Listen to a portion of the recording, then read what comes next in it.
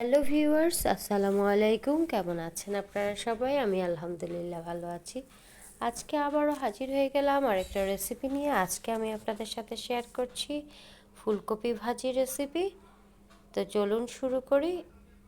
আমি একটা ফুলকপিকে কেটে ধুয়ে পরিষ্কার করে নিয়েছি, সাথে একটা আলুও কুচি করে দিয়েছি। এখন আমি ফুলকপিটাকে ভেজে নেব। চুলায় একটা আমি প্যান বসিয়ে দিয়েছি, তাতে পরিমাণ মতো তেল দিয়েছি ভাজার জন্য, আর দিয়ে দিয়েছি বেশি করে পেঁয়াজ কুচি। এখন পেঁয়াজটাকে নেড়েচেড়ে হালকা ভেজে নিচ্ছি।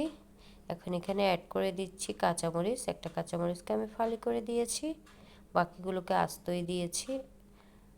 এখন মরিচটাকে একটু ভেজে নিয়েছি।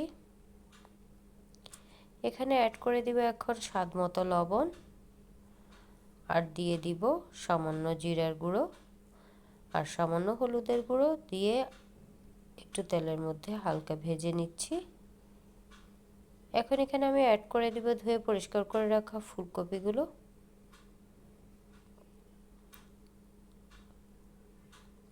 ফুলকপিগুলোকে অ্যাড করে দিয়েছি। এখন আমি একটু নেড়েচেড়ে মশলার সাথে মিক্স করে নিচ্ছি। চুলার আঁচটা মিডিয়ামে রেখেছি। এখন যেহেতু শীতের সিজন, সব ধরনের সবজি পাওয়া যায় এবং সবজিগুলো খুব ফ্রেশ। যেভাবেই রান্না করুন না কেন খেতে ভালো লাগে, ভাজি করলেও ভালো লাগে, মাছ দিয়ে রান্না করলেও ভালো লাগে। তাই শীতের সিজনেই আমরা বেশি বেশি সবজি খাবো। আমি নেড়ে চেড়ে দিয়েছি। একটা ঢাকনা দিয়ে ঢেকে 5-6 মিনিটের মতো রান্না করব।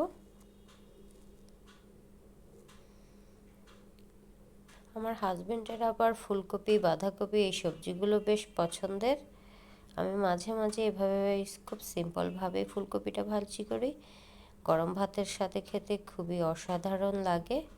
সাথে একটু লেবুর রস হলে তো আর কথাই নেই।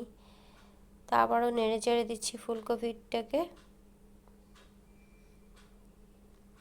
ফুলকপি আবার বেশি সেদ্ধ হয়ে গেলে খেতে ভালো লাগে না।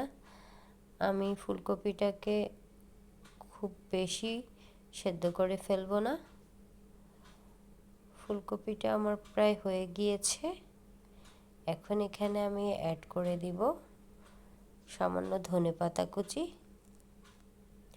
ধনেপাতা কুচি তো শীতকালে না দিলে মনে হয় সবজিটা ভালোই লাগে না, আমাকে দিতেই হবে। ফুলকপি ভাজিটা আমার প্রায় হয়ে গিয়েছে। এখন আমি চুলাটা বন্ধ করে দিব এবং গরম গরম ভাতের সাথে পরিবেশন করব। কেমন হয়েছে আমার ফুলকপি ভাজিটা অবশ্যই কমেন্টস করে জানাবেন। আপনারা সবাই ভালো থাকবেন, সুস্থ থাকবেন, নিরাপদে থাকবেন। আল্লাহ হাফেজ। আসসালামু আলাইকুম।